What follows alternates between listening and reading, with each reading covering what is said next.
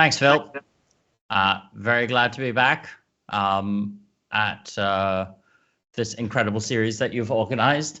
Can everybody see and hear that okay? Yes. Awesome. Then let's go. What I wanted to call this particular webinar was how I convinced students that I was not real, or how I convinced them that all news was fake. But I didn't think that would be a very useful title, so I went with this one. It is some initial reflections on a module that I'm currently teaching for the first time, the grand challenges of contemporary management. Now, you might be asking yourself, Sadiq, you are notoriously time poor. Why on earth are you teaching a new module at this particular time, as we all are time poor? And the answer is that I wanted to have a module at our stage one that was mission focused. KBS is very much focused on a mission of supporting ethical and employable graduates who can make a difference in the world. And so I wanted a module around that. I wanted us to have a sort of academic skills module at stage one, but I hate the idea of an academic skills module. Many of us have them, but they are exceptionally dull affairs at the best of times, and they struggle with student engagement. So for me, I wanted to see how I could create a module that might have a bit more engagement while still delivering academic skills. And I also wanted to expand what we thought of as academic skills. I believe very firmly that critical media literacy is going to be one of the defining skills of the next 50 years. And so how can I give students critical media literacy? How do I get them to have a sense of, where is this media from? Is this a trusted source? Can I believe this? I decided that we needed a module that could do that. I also wanted to have something that was engaging and purposeful. And so what I did was designed a module around the grand challenges, which are outlined in a 2019 government industrial strategy paper. And I know what you're thinking, Sadiq, how on earth are you telling me you're getting student engagement by talking about a 2019 industrial strategy paper from the government? That is a beautiful question. But in that paper, the government outlines 4 grand challenges: artificial intelligence and data, clean growth, which is in itself just a whole module's worth of stuff to unpack there, aging society, and the future of mobility.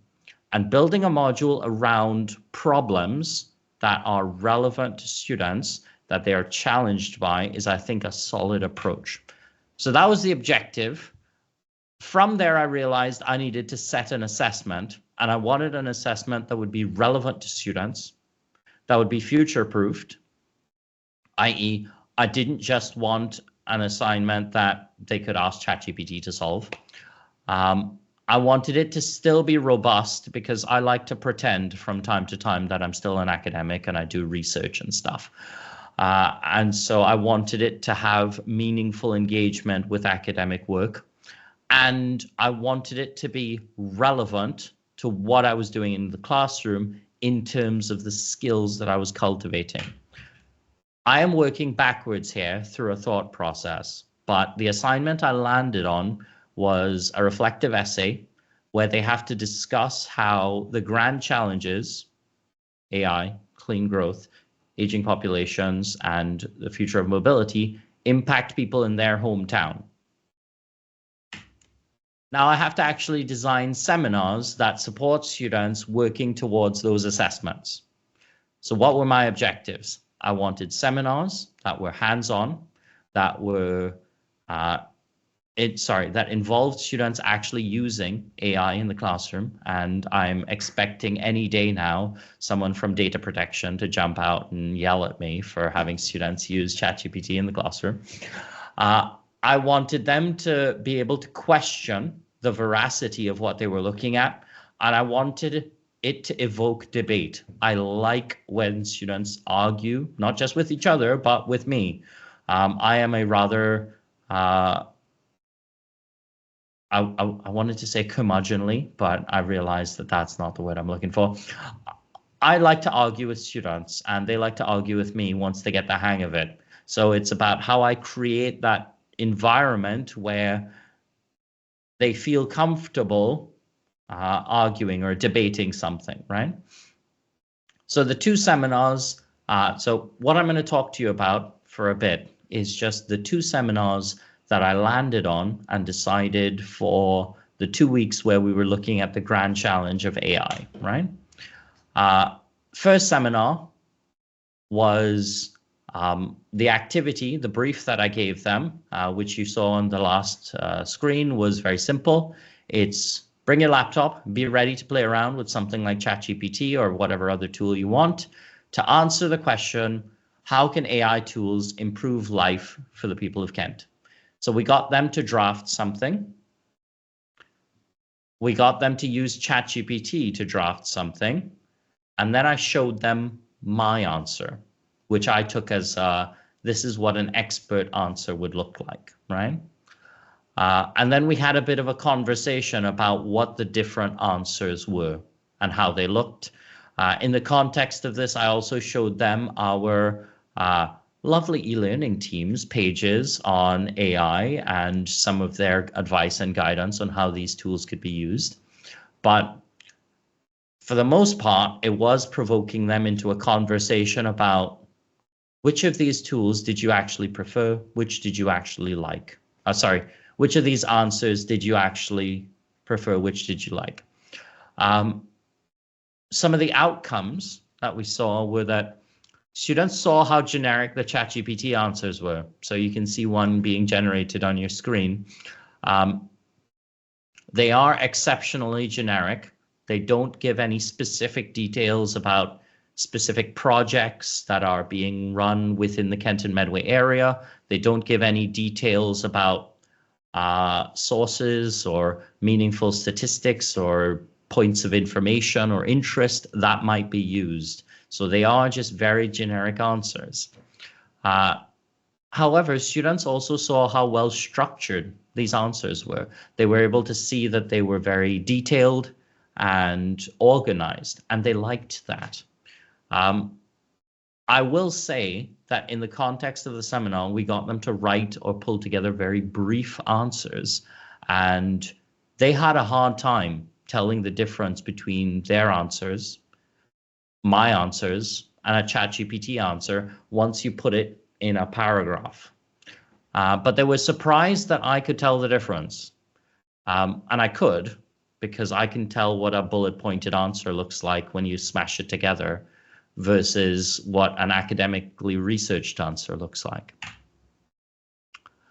So that was seminar 1. We got them to do some writing. Seminar 2, we got them to do some researching. In the seminars, we wanted them to practice their skills around identifying appropriate sources of information. And so I designed a number of fake news stories using ChatGPT and using various AI tools. And we got them to try and research them in the seminar, talking to them about how I would research, how we would research, what good sources of information were. And we pointed them to the KBS library blog and other resources curated by our librarians as good sources of information. And they tried to figure out which were real and which were fake. The outcome of this was that students became extremely skeptical about information, and it did not help that I spent the entire seminar egging them on. For example, that's Peter Kyle, the Innovation and Technology Secretary, or is it? Have you ever seen Peter Kyle? Is that an AI face I've put on there? I was this close to creating my own website that had a fake Peter Kyle that would have just confused them. I didn't. But interestingly, It is not easy to tell real from fake now. I will give you a hint as to which of these three is a real news story. Only one is real. If I had more time, I'd pause now for you to take a guess, but only one of these is a real story. It's this one. And they were absolutely convinced that this was the fake one, because that is clearly something I would Photoshop. However, they left with a real skepticism and a preparedness to search for multiple sources. So it was much better than me just telling them, you have to check your information, you need to validate your sources. I actually got them to realize the challenge of, oh, I'm reading this story online. But much more importantly, they spent a good 5-10 minutes researching who Peter Kyle was before they realized that they'd never done that for any piece of media they'd ever seen ever. And so they've realized now exactly how difficult it is to practically support yourself in the era of fake news and AI, because it is really challenging to research a piece of information and find out if it's true. Sadiq, we're over a bit on time. You've got about a minute left. Is that okay? Absolutely fine, Phil. This is my last slide. So what are my takeaways on this? My takeaways are that I'm still working on this module. So we are still developing what we might be able to do here. There are things I'm not doing around prompt engineering, for example. I don't have concrete data to show you. This is some initial sort of coal face, as it were, work on trying to get students to think with AI. I think that I've successfully normalized it. They are using it in the seminars. And I think that I have taught them to be very skeptical of information that they are seeing. But I'm still working to close the loop on how I get them to interact with or engage with good sources of information. And that might be something we do in the coming weeks. I'm going to leave it there. But thank you all very much. Brilliant. Thank you so much, Sadiq. I love it when we get people who just clearly love teaching. It's really great to see, and I mean that from all of the speakers we've had today. It's just been really fantastic. We've got about 1 minute, so if you do have any questions for Sadiq, can you pop them in the chat?